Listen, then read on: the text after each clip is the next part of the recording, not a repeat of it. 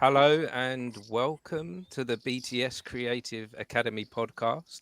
We're currently streaming live across YouTube, Facebook, and Instagram. We're here today with Amy and Hello. Mirren. Hello, both of you. We're doing a quick preview before you guys are off to the Edinburgh Fringe Festival. You look excited, are you? I'm excited / a little bit terrified. Of course. I think that's a good I'm thing to have a excited. bit of fear. Yeah, really excited. So, Amy, you're an actor. You're in the show. Yeah. And so, what part do you play in the show? So I play the part of Taylor. She's kind of like the baby of the group. She's kind of like a sort of Peter Pan character. She doesn't really want to grow up. She just wants to have fun. She wants to have a good time. But she can sometimes clash against what the other characters are trying to do. She's a little bit chaotic. Okay. Yeah, she likes Let's to let's see if we can find where Amy and your character meet. See if there's some Sure. similarities there. What do we think? I've been saying this whole rehearsal period, I'm nothing like her. I'm not Taylor, but then I keep doing things.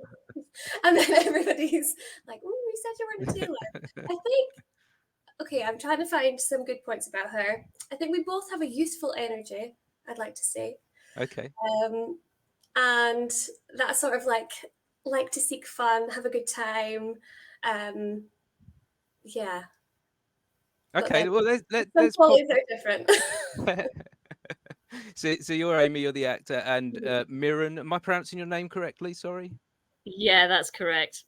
I am, yes, thank you. So you're the writer and producer of this show, this new show, PALS. So you're leading the way with this show. This comes from your imagination. How excited are you with what are we, 14 days away? Yeah, it's less than that for us because we start on the 31st of July. Okay. Yeah, I am so excited because I've been working on this play on and off for about 7 years, Wow. which is a long time. And it's one of those things I've come back to. I've tried to do more scenes, blah, blah, blah, blah. And then within the last year, I've just kind of committed to, right, okay, I'm going to regret not doing this. So I have to just get on with it. So I just set a goal of doing the Fringe, and now it's about to happen. So yeah, it's been quite funny because we have started and finished rehearsals within the last week. And I was there for the first half, but I had to go back to work for the second half. So I saw the play in the earlier stages, and I've heard nothing but good things from my director since, and all the girls seem really excited. And she was like, they're all like really excited kids. They can't wait to show you when you come back. So I'm just, yeah, I'm thrilled. I'm proud.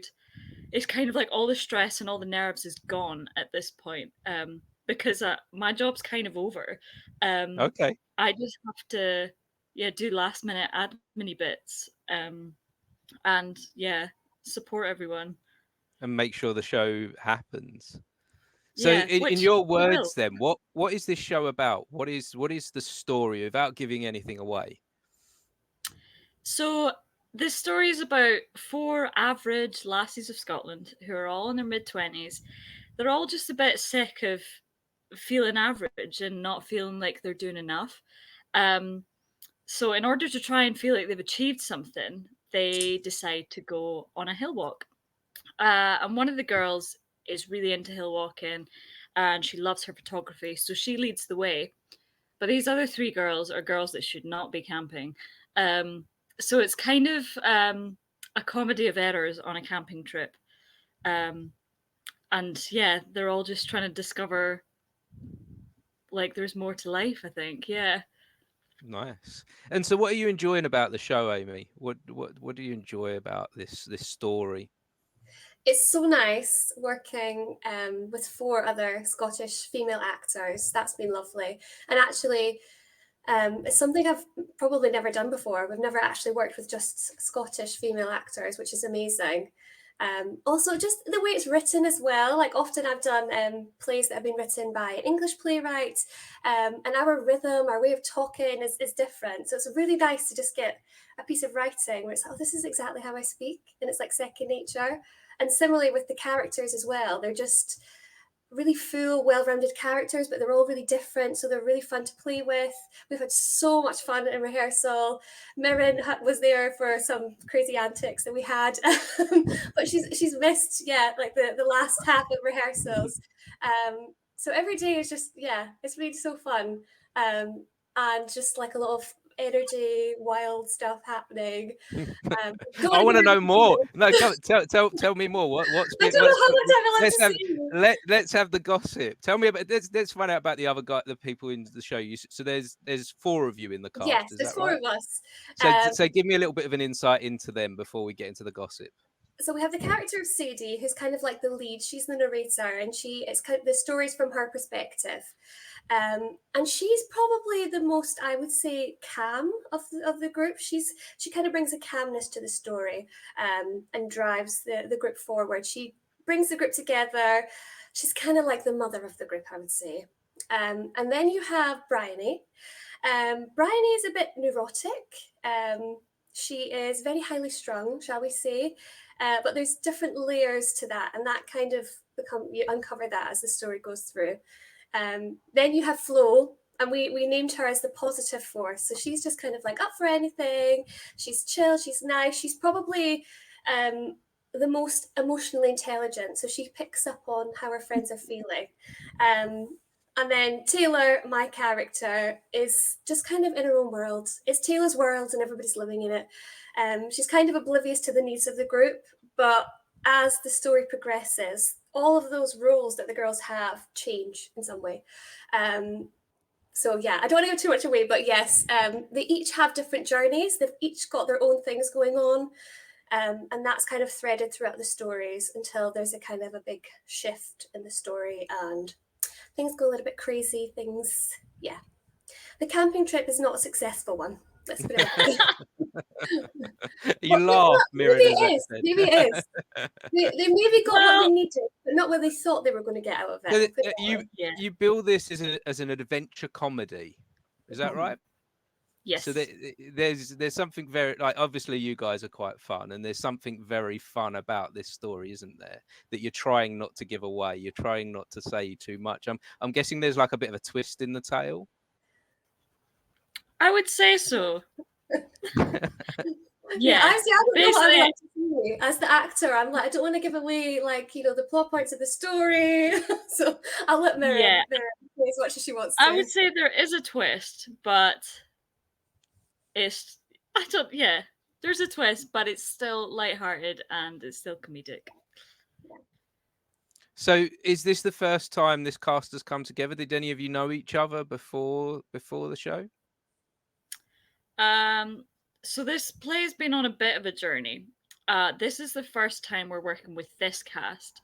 So to start with, I did a rehearsed reading of the play in March, of which it was 2 hours long. So I had to cut some of that down. And what have we got it down to? What is the show at now? It's an hour. Mm-hmm. One act? So it was one act, yeah. It was a kill your darlings kind of thing, but all that's stored away for another time. Maybe there's a sequel? Yeah, so yes. Oh, definitely. There's definitely a sequel in it. Yeah. There's definitely a TV series in it as well. I've written so much and I know so much about these characters that I could just keep going. So that's quite fun. Mm-hmm. So when we did the rehearsed reading, I just kind of put feelers out to my friends. So Shelley, who's playing Flo, she's been here since kind of I first started sharing the script. So I was part of Strangetown Young Writers Group, as was Shelley, who's in the cast. And she was kind of the one that kept me going with this. She said, Mirren, you have to keep going. You have to finish this because people have to see this. So she's been my cheerleader, and she has been so attached to the character of Flo since the get-go. Because like scenes that are no longer in the play, Flo was just a riot, like just getting herself into sticky situations that didn't know how she ended up there. And unfortunately, we've not been able to keep all of that in. So she's been invested from the get-go, and she was part of the rehearsed reading. And then Bryony, who's playing Claire, I studied with her because I used to be an actor. So I studied at the Junior Conservatoire of Scotland. It's like the juniors course that they do. And we've been friends for about 10 years, but she lives in Paris. So I had kind of ruled her out to say, it's a big ask for you to come and be a part of this for one night. And she said, nope, don't worry, I'm going to make it. I'm going to be there. Because she was like, I'm not missing this and I want to be involved. So that was really nice. And then I had 2 other friends be part of the rehearsed reading. And at that point, I kind of opened it up saying, look, if you want to do Fringe, it's going to the Fringe, it's happening. You guys can have first dibs. 2 of them, Shelley and Bryony, said yes, 100%. And then the other 2 were like, I'm so sorry, I can't commit, because one of them was moving away and one of them was studying and can't financially commit to Fringe. So I completely understood that. It's a big risk, isn't it, doing this for actors? It's a huge gamble. It's kind of, you have to kind of choose one, doing it for the experience, and then you've got to consider your time, and you're very unlikely to make money in that month, are you? Get an income, and because it's what is it, 3 weeks? Yeah, so it's a big ask, and it's a rough gig. I'm not gonna lie. All of our girls are still like working around Fringe, and I'm just so glad we're based in Scotland because we don't have the accommodation costs. We have travel costs, of which ScotRail have bumped up the prices. Thank you. But we don't have like the $2,000 on accommodation for the month. Everybody lives locally, so it's just travel getting in. But even that, you're putting money in, and until the end of it, you're not getting any money out. Because we're doing a profit share, so it's just whatever we make gets divided. So after the reading, we did a casting call, an open casting call, and that was super fun. But it meant that we managed to reach people that we would never have reached otherwise. So to start with, myself and Tanya McDonald, my director, who's from the Isle of Skye, we were like, oh, nobody's going to apply. Like, we're a bit worried about this. And then we were just kind of on the socials, and we had about 58 applications for 2 roles. And for a fairly unknown company and unknown writer, like that for us is just a huge success. And it's all Scottish women that all said the same thing of, oh my God, we need something like this. Do you think there was a gap in the market, a gap in the storytelling for this kind of comedy, this kind of adventure, and this kind of representation of women together on an adventure?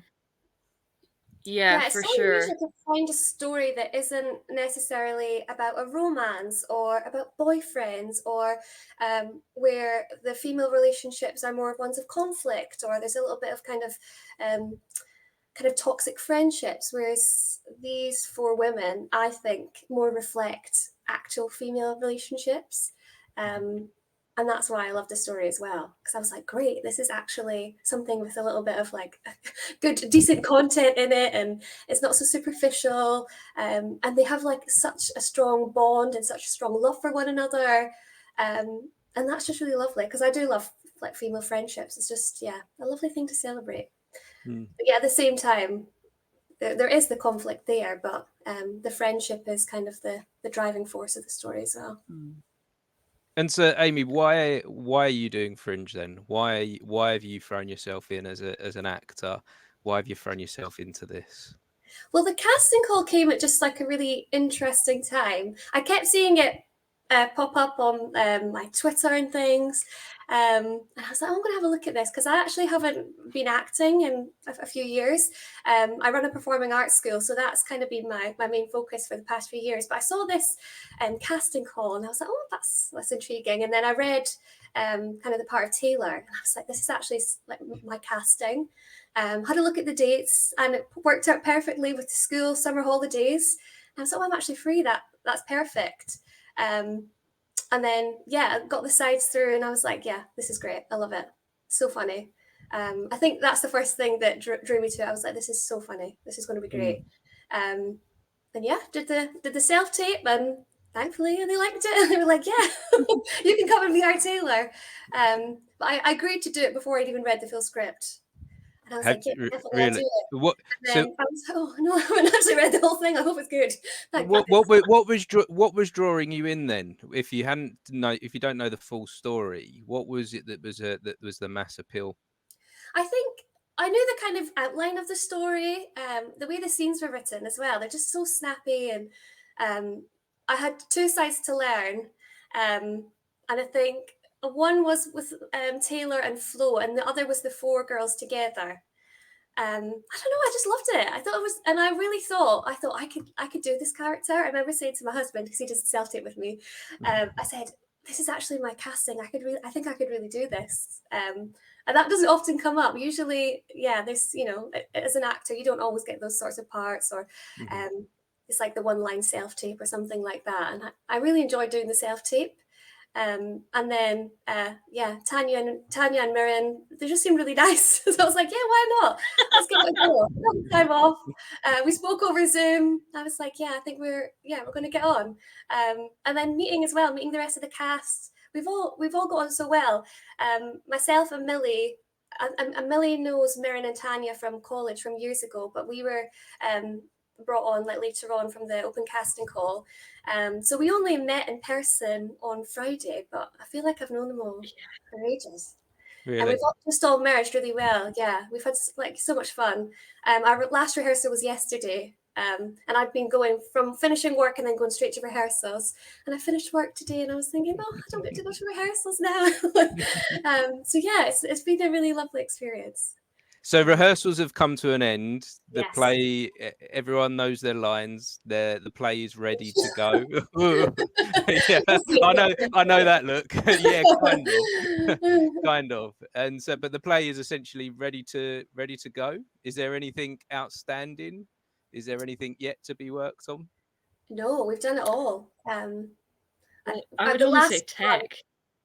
Tech's the last thing. Yeah. But the last run we did, it felt great.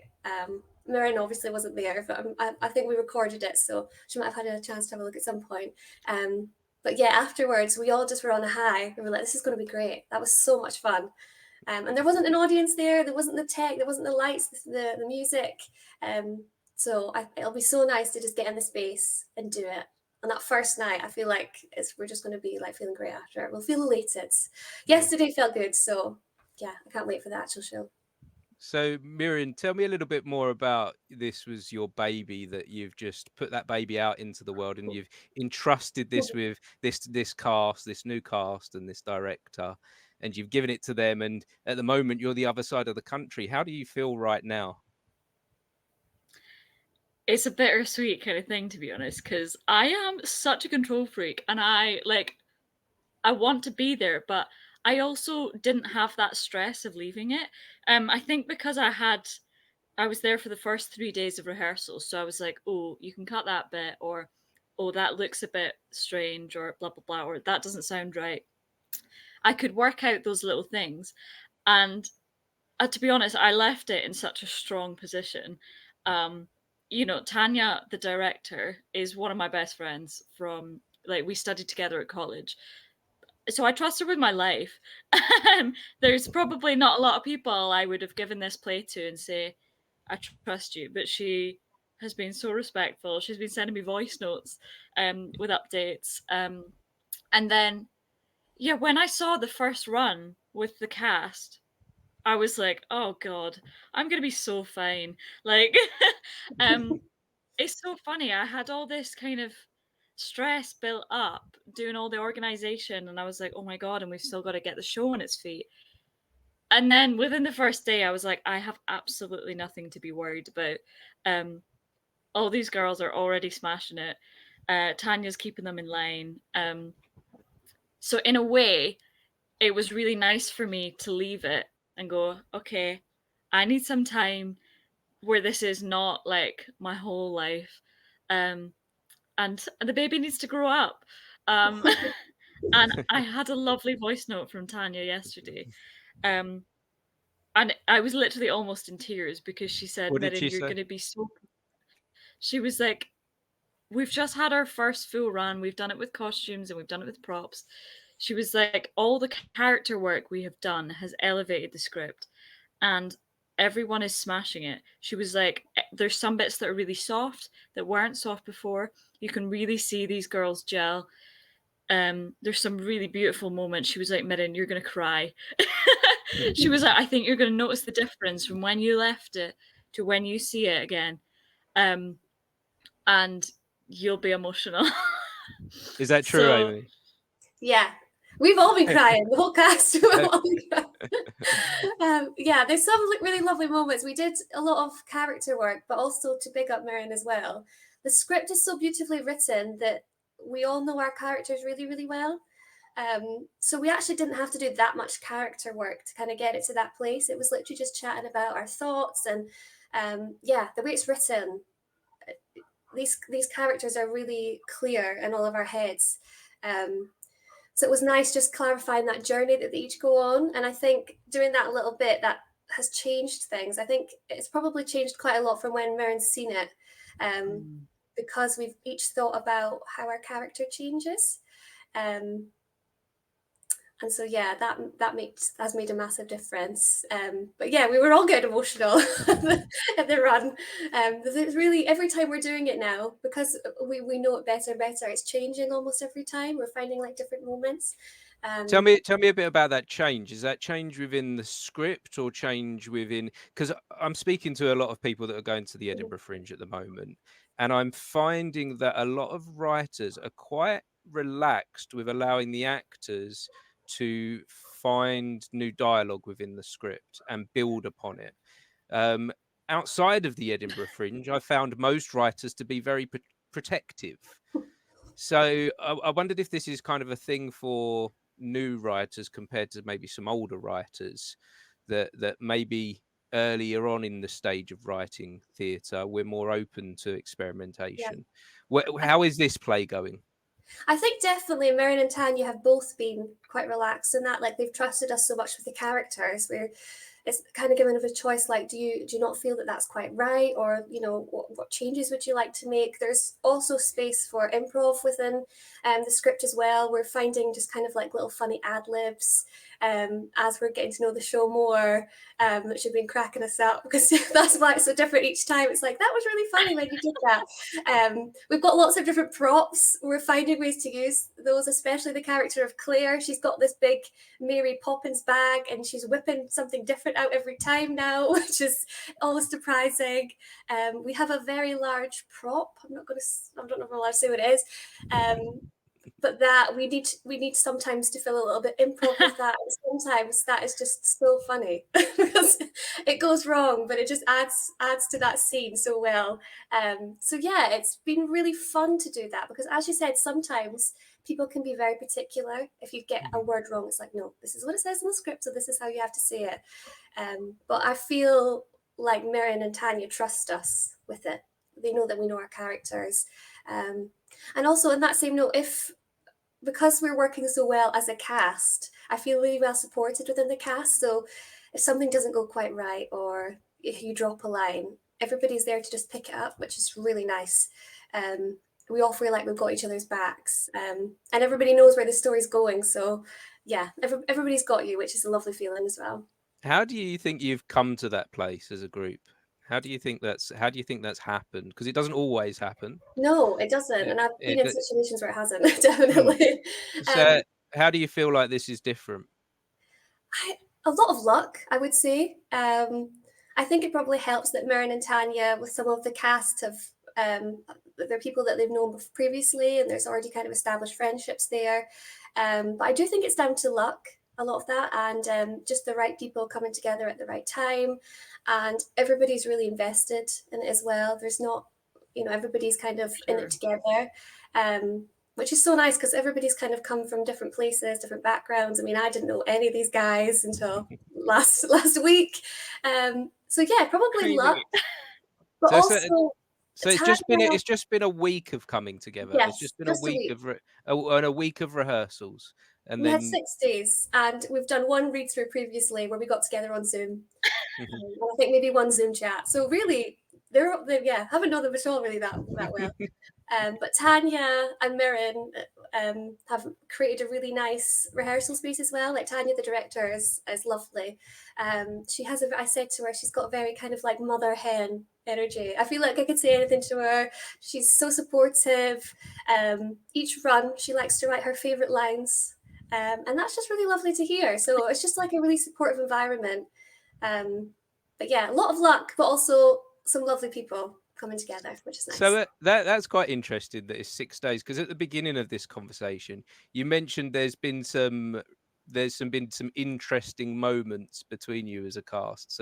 Yes. There's been some fun. Tell me about that fun that we kind of put a pin in it for a moment, didn't we? There? But I feel like we need to come back to it now, because you know you're all new to each other. Mm-hmm. So what's happened in those 6 days? Well, we had a little day out, didn't we, Mirren? We did a little photo shoot. We did a little photo shoot. We went to a reservoir just outside of Edinburgh, and we brought all our camping gear and our hiking stuff, and we just created some hilarious videos and photos, and yeah, it was a really fun day. Yeah, I don't know how much more else to say as well. I would say like we've all had to get places via public transport, and at every step of the way, that in itself has been chaotic. Yes. For example, me and Tanya got a rental car, and that was stressful because we had to jump through loops, because I got stuck on a train. And then the day of our photo shoot, 2 of the girls, their trains got completely cancelled. So we had Millie stuck in Perth, and we had Bryony stuck in Greenock. And then we were just like, why is this happening to us? So and something like this has happened every day, whether it's, guys, my buses haven't turned up, or oh, we're stuck in traffic and the road I need to go on is completely closed. It's like little things like that we've just had to deal with and just get on with. And it's been a bit of a laugh. Basically, I had written this script, and like the character of Sadie takes photos on this walk throughout the play. And that was something I really wanted to actually have. I was like, I want these girls to have actually been out and taken these photos so that we see the journey they've been on. And some of those photos, let's say, are more risque than others, and some of those were particularly difficult to stage. But everybody just had to get on with it. Is it each other really, really well, really well. So if we come and see the show, we're going to get to see these photos. Are these private to you now? Are these just your moments, or are these part of the show? They're part of the show, and they'll be used for like promo things as well. But yeah, at the end you will see all the photos that they have taken along the way. Interesting. So you don't want to give away exactly what that is, but it is interesting. And yeah, I haven't actually seen the photos yet, to be honest, so I hope they're okay. It'll be a surprise for me too. In a word, then, how would you kind of frame these photos? How would you frame what we should expect? It's kind of like, in at one the word. end of The Hangover, when they find the camera and they look through. What would the one word be? Go on, Mirren. You're the writer. The first one I thought of was beautiful, because I think they are. And yeah. But I would also just say real, like beautiful and real. And that's why you're the writer, with responses like that. Really great words. I'm sure you got something, Amy. What comes to mind when you think of that photo shoot? When I think of those photos, I think, okay, the one word I'm coming up with, I'm not a writer like Mirren, free. Like they're just very, like I like that. girls just being free Nice. in all their different ways. So, what are your hopes for this festival for both of you? We're there now, a few weeks in advance, a couple of weeks in advance, or less than a couple of weeks in advance, and you're thinking to the future. What are your hopes and dreams? We've actually spoken about this. So we went for like a little pizza date. Basically, when I was saying to you, to all the gals, I was like, "I'll see you at the tech rehearsal." Basically, I've written this play to create more roles for Scottish women in Scottish theatre. So the next goal would be to take this on a Scottish tour. But not even to like big theatres. We're thinking like your town halls, the places that don't get theatre that often. Because I would say it's quite an earthy story of these four girls connected to nature. And we don't have a large set, so we can take it anywhere. We want to take it to like the Isle of Skye, where Tanya lives. Take it to the little islands, little village halls, along the route of the West Highland Way, because that's the route that these characters follow. So that is the kind of next goal. We just want, I want to see what the response is going to be, first of all, because this is really the first time, other than the rehearsed reading, it's been in front of an audience. And we sold out our rehearsed reading, which was amazing. But they were all friends and family. So it's now trying to see how it lands with people who are Scottish, who are women, and who are not Scottish or not women, to see if it translates to everybody. I think as well, so Shelley, who's in the cast, she's just done a Scottish tour with her play, The Collie's Shed. And she said, take theatre to the places that don't get it, because they respond to it. It's not always the big theatres that you have to go to. You can just put on a show in a town hall, in a village hall, in a scouts hall, because that community aren't used to having theatre coming to their doorstep, and it's an event they'll be interested in. And I think it would be a really fun night for anyone to rock up to. But in terms of the Fringe, the simple goal I have is just to make sure we sell tickets for every show, and That'd be nice. that everybody has a good time. And what about you, Amy? What are your hopes and dreams for this festival? Yeah, I hope similarly to Mirren. I mean, I'm like, we should make a film out of this. We need to have like a TV series or something. It's such a good story. So the Fringe can't be the end, definitely.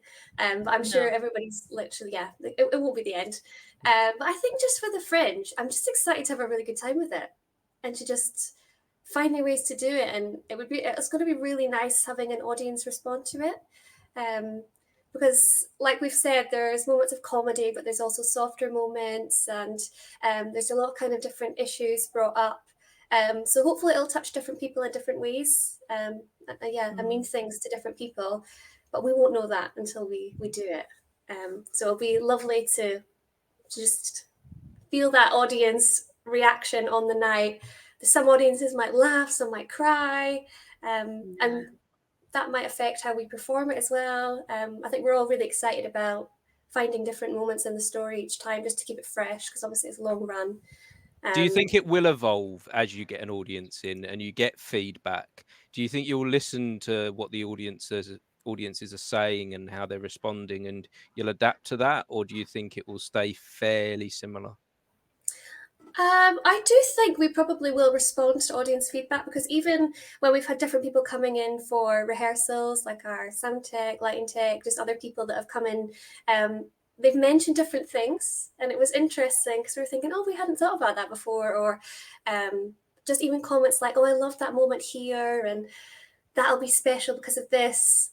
So it does, I think it just makes those moments more like poignant in the story. So undoubtedly, I mean, throughout the rehearsal process, it's changed. And let me say, every time we do it, we're finding different moments. So I think it will be, I think the audience feedback will undoubtedly change bits. Is there any danger in listening to the audience? I know from having done theatre myself over the years that it's very easy to listen to criticism sometimes, and you can take that criticism too personally, and not everyone is going to enjoy or like the same thing. So is there any danger by doing that? It could the show start going in the wrong direction if you listen to too much opinion?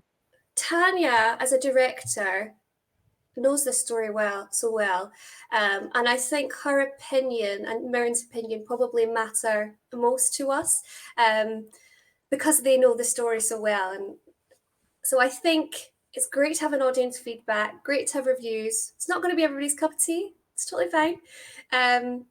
But yeah, I think because we've got Mirren and Tanya kind of like guiding the ship, I think we're going to stay on track.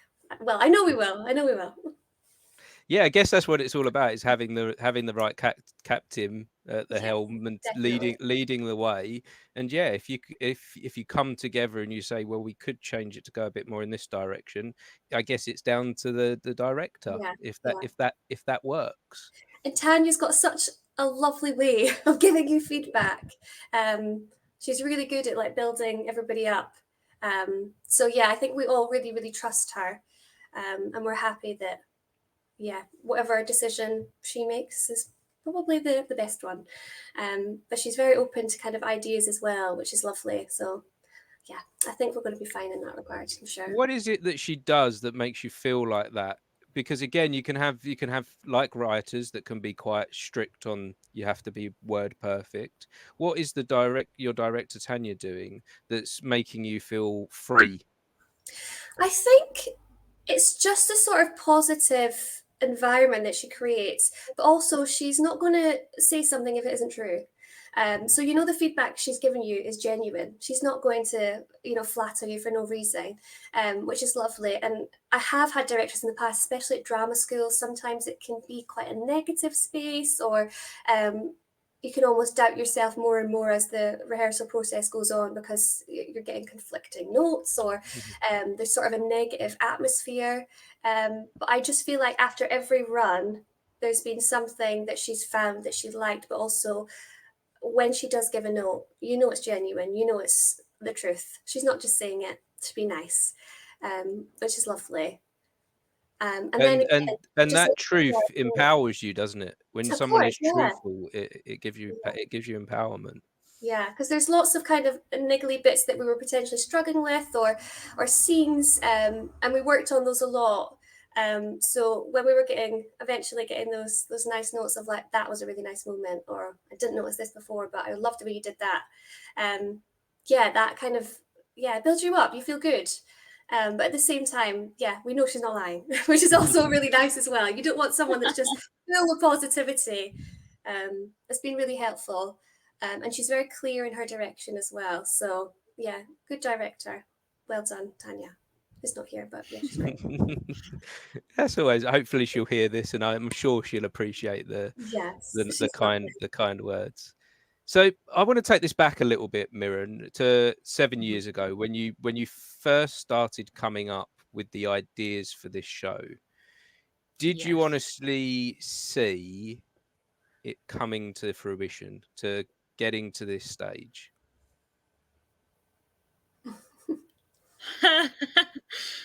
At that point, I don't think I did. What did you see? When you had an initial idea as a writer, what did you see? What was it that you was looking at? So basically, when I started writing this, I was grafting as a wee actor. I was working all my part-time jobs, basically hating my life to try and pay for a flat, to work as an actor, although not getting any work. And I realized, and I was working as a reviewer as well, and I was going to see lots of shows, going to see everything that I could. And I just noticed that there was not a single character that I could play or wanted to play. And I was like, I'm so fed up with this. And I actually remember right in the first scene, I've still got it on a bit of paper. And I wrote it in the Traverse Theatre bar. So I must have seen something and went, oh my God, this is another thing that I can't be in because there's not a role for me. So it came from there. And I would say anytime I've been frustrated with the theatre landscape, I've added to it. Because there's just not the roles for young women like there are for young men. So I was just trying to write roles that I wanted to play. And I thought about, okay, if I were to write a play for me and my friends who are all fantastic actors, but who are all not in work because there's not any roles, what do I want to showcase? What do I want to gift them? What do I think they would really excel at? And what do I think they would have fun with? So that's where it started. It just took me a while to finish it. But even now, I don't feel like there's any roles that I would want to play in Scottish theatre. And it's really frustrating. I mean, there are female-led shows, but they're about schoolgirls, and 9 times out of 10, they're written by a man. And these are either over-sexualized or they don't feel quite right. And I just think that needs to change. So hopefully this is filling a gap in the market and other people go, yeah, we need more plays like that on stage. Because every time I look at a programme in Scottish theatre and I go, oh, there's their summer season or their autumn season, I'm like, okay, yep, I still can't play any of those roles. And now it's not because I want to be an actor, and it's now I don't want to be those roles because, I've kind of fallen out of love with acting. It's just because I'm like, no, we need to change this. People keep saying, let's have a feminist retelling, let's like girl power, this kind of thing. I'm not going to believe it until I actually see it. Until you've given me real women on stage, I'm not going to buy it. So have you any that's where idea it why started. do you know why the landscape has been like this in entertainment for so long? Why it's been, like you say, male writers writing women and not portraying them in a way that women feel like they can connect to or understand? Do you have any ideas as to why that's been like that for so long? Does I it don't have know. anything I to do think it's with a the safe bet. is it anything to do with the commerce? Is it anything to do with business? And it's what has worked and brought in audiences before, so they're the things that if you're going to invest money into, yeah, the safe bet. Whereas I, doing something I like think this so. is a little bit more risky. I definitely think so, because when I'm looking at the theatre world, I'm seeing all the same names. I'm seeing all the same actors. I'm seeing all the same writers and directors. It feels like people aren't really taking chances at the moment. Um, I would say Play Pie and a Pint in Scotland are pretty good at having new writers and new actors. But on the main stages, it's not as common. Mhm. They want people that they go, oh, I saw them in that other thing and they were really good. I'll go see that. Or, oh yeah, I've seen their play before. I'll go see that because that's safe. I think theatre at the moment is a bit fragile still, and people need to make money. And my personal opinion is that you need to take a chance to reap the benefits, and um, you know, you have to open it up because I'm getting bored. It'd be interesting to see who is going to the theatre. If it's just the loyalists who have got their memberships and who can afford that. I've stopped spending money on theatre because I'm not getting anything out of it. And I love theatre, so Yeah, it's like that's really it's interesting. Yeah, frustrating. you say that as someone that loves theatre, you're not going. Yeah, You're not getting involved because it's the same stuff is being not in churned out. Scotland at the moment. Mhm. And what about you, Amy? Yeah, How do you and feel it's as an actor? Do you feel like that at the moment, that the parts Yeah. difficult to find something that you connect with? Yeah, and definitely, and something that Mirren said as well. I do feel like, particularly in Scotland, the Scottish kind of theatre scene is quite small. It's much smaller than you would have been in London. And when I was in London, obviously there was so much going on, and the theatre scene is massive, and there's so many opportunities. And I had high hopes moving back to Scotland, and I thought this is going to be great. You know, meeting lots of Scottish writers and directors, but it does feel like when you're on the outside, it's the same faces all the time. I see the casting calls and I'm like, I've seen them and this and that. And so theatre's for everyone. And I think it's about taking chances. That's the whole point. There's enough space for everyone. And how exciting to bring in new writers and new stories and to new audiences. That's what I'm passionate about. And that's what I love about theatre. I mean, I'm from like a working class background. No one in my family is into theatre. And, you know, I was kind of the anomaly, the person who liked drama and dancing. And when I think about theatre, I think about my family and I'm like, what would they want to see? And I do think there's still that missing link between that, because I think often the people that are writing for stages aren't those people. And again, this is what I've loved about the PALS cast. I think we're all kind of working class women, Scottish. Yeah, we are. And that's really unusual. I mean, especially coming from London, it's all, well, often, majority, middle class, white men, and these kind of positions of power. And so, yeah, it's time for a change. There's space for everybody. I'm tired of hearing the same stories all the time about some rich, posh man, or I don't relate to that. And a lot of people, most people don't relate to that. And they're not interested in seeing stories like that. So I feel like PALS is a little bit different than that, which would be nice. And hopefully that'll bring in a new audience as well, which would be super exciting.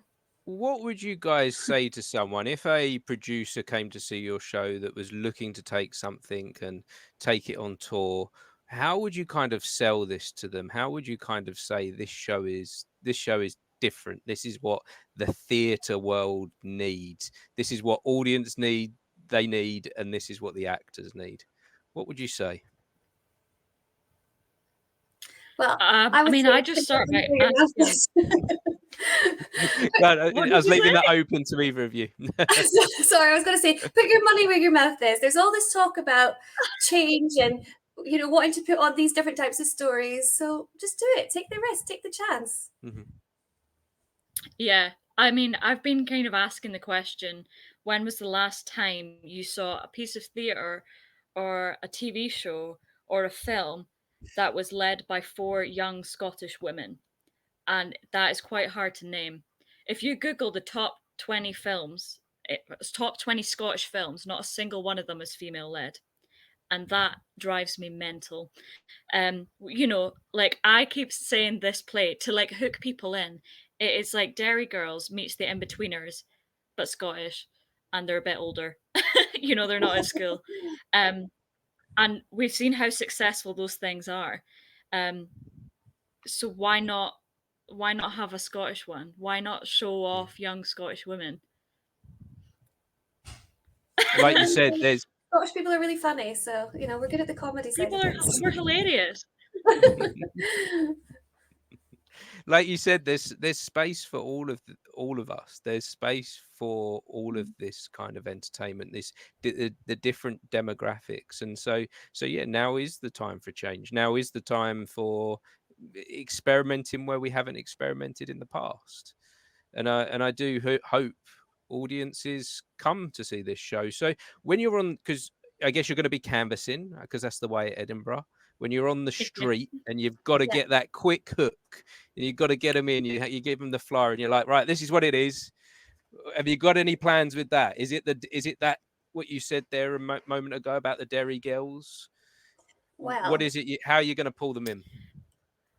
We do have some plans. We have an idea. You have an idea. Am I allowed to say what the idea is? Yeah, why not? Frozen. No, sure. So, in the show, we have the slosh. Now the slosh, you probably won't know because it's a Scottish thing. It's like a Scottish line dance. It's quite famous. No, I've never heard of this. Yeah, and it's all the Scottish grannies and the wee aunties and all that. They all do it at all the parties and the weddings and everything. It's like famous in Scotland. And we have it in sorry, the show. I'm going to need to Google this. It's called the slosh. Yeah, the slosh. Okay. Yes. I thought this was going to be a drink or something. No, it's a dance. We don't actually know where it's come from, but yeah, it's a Scottish thing. And that's going to be our way to get people in. So our plan is we're going to be up the Royal Mile. We're going to be doing the slosh. We're going to be everybody up dancing. They're going to dance with us, and then they're going to come and see the show. That's how we're going to do it. So sounds like we're going to have like a slosh mob. So it's a party, you know, they come in, they'll be like, oh, what are they all dancing to? We'll teach people the slosh. And, you know, that's the kind of vibe of the play. Like, we're having fun. We're getting together. So why wouldn't you come and see that? I feel like I need to understand this slosh more. Is it just you're just all going to be just randomly is there particular moves to this slosh? Yeah, there's particular moves. Yeah, there's a routine. It's like a routine, a dance routine, and it's like everyone in Scotland knows this. Well, I actually didn't know it. I knew what it was, but I didn't know the moves. So Mirren taught us all the slosh on like the first day of rehearsals. But it is, most people don't know what it is. But it's like a little line dance. It's got a certain move, but you just repeat. It's actually very therapeutic if you just do it. We all before rehearsals, before we did a run, we always do a slosh. So we'll be doing a slosh 100% every night. Well, I'm looking forward to coming to Edinburgh just for the slosh. Like, we'll teach you. I would say I need to if you're struggling to find it, we've done a video of it and it is on our Instagram page. Yes. So okay, no, please share that with me. Send that to me, please. Yeah. But I look forward to experiencing it on the streets as well. That sounds fun. So as we wrap up this conversation, it's been wonderful speaking to both of you. Where, if anyone has been watching or listening, where are they going to find you? Where are they going to find the show? Okay, so we're going to be at Gilded Balloon, Paterhouse, pretty much every day from the 31st of July until the 26th of August, not the 13th and the 20th, because the gals are having a day off. And we'll be on at 5 p.m. You can get your tickets on the Fringe website and on the Gilded Balloon website. Wonderful. Well, thanks again, guys. I really do appreciate you for joining. Yes, this has been wonderful. And yes, if anyone has been watching or listening and joining us for this conversation, we appreciate you as well. Yeah, thank you. Yeah. Come see us at the Fringe. Yeah, come see us. PALS. Come slosh us. Yeah, come slosh with us. Go do the slosh and go see PALS. Exactly. Yeah. Thanks, guys. Bye-bye. Thanks. Thank you. Bye.